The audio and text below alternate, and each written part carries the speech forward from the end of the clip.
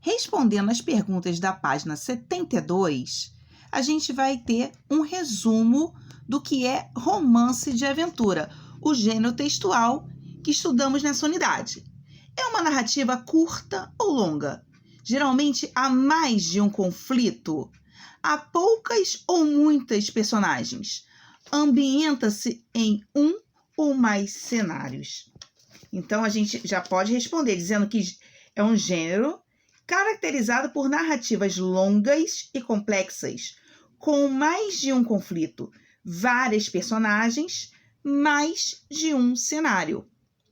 Como se caracterizam o espaço, o tempo nessa narrativa?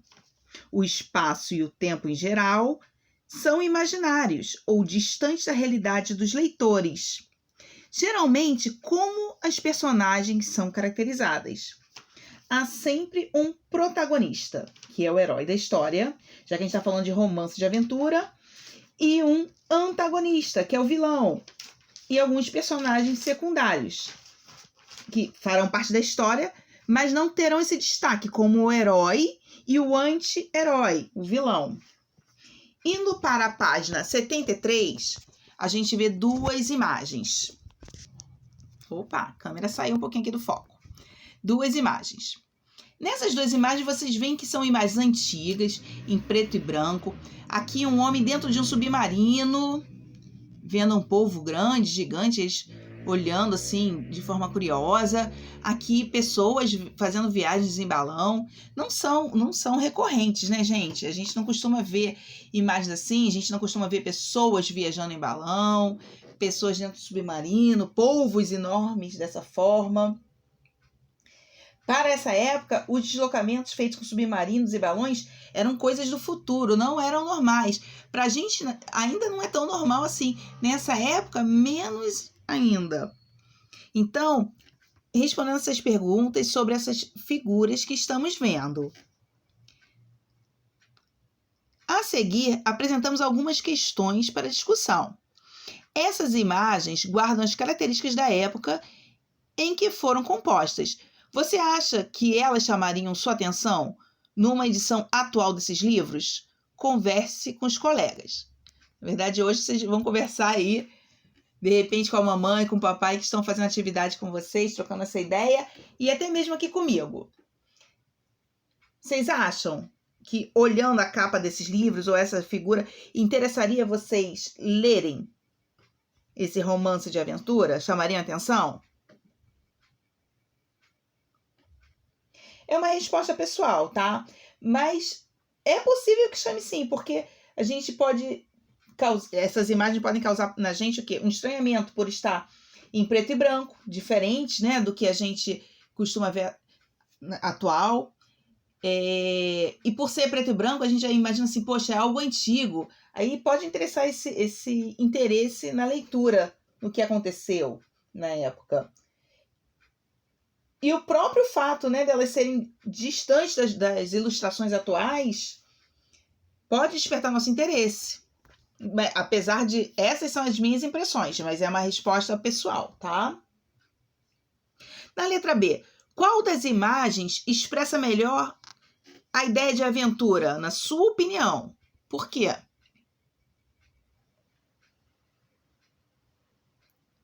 É uma resposta também pessoal, gente.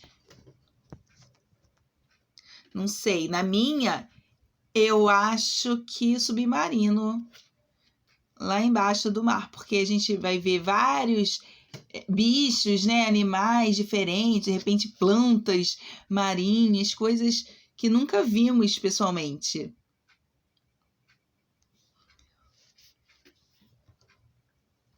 Na letra C, você provavelmente já ouviu a frase: uma imagem vale mais do que 1000 palavras. Considerando a presença da ilustração em livros de aventuras, o que você acha dessa frase? Você concorda ou discorda dela? Justifique. Essa também é uma resposta pessoal. Só que eu acho que o recurso visual é muito atrativo, né? A gente passa por alguns outdoors na rua, não faz a gente parar, virar a cabeça, dar uma olhada para ver o que está anunciando? A imagem faz a gente olhar, né? Atrai. Então, eu acho que a relação entre a linguagem visual e a verbal e esse efeito na construção de significados no contexto do livro faz a gente ter esse interesse maior, sim. Como leitor, você gosta de livros com ilustrações ou prefere deixar que a sua imaginação construa as imagens descritas pelos escritores? Diz aí para mim por quê. Na minha opinião, também é uma resposta pessoal, tá? Na minha opinião, uma coisa não exclui a outra, já que a imaginação também poderá trabalhar a partir da imagem. Não tendo imagem, a gente vai construindo uma imagem própria nossa na cabeça. Essas daqui, por exemplo, são imagens do autor. Mas mesmo assim, não exclui a nossa imaginação. Porque, por exemplo, aqui olhando, eu posso imaginar, poxa, ele está olhando com ar de curiosidade, ou não está tendo medo. Será que esse povo é perigoso? Não é? Eles devem estar muito profundos. Aí aqui também eu posso imaginar o que eles estão fazendo aqui na viagem de balão. Essa bandeira é para quê? Né? Eu posso comparar a minha imaginação com a imagem que eu estou vendo.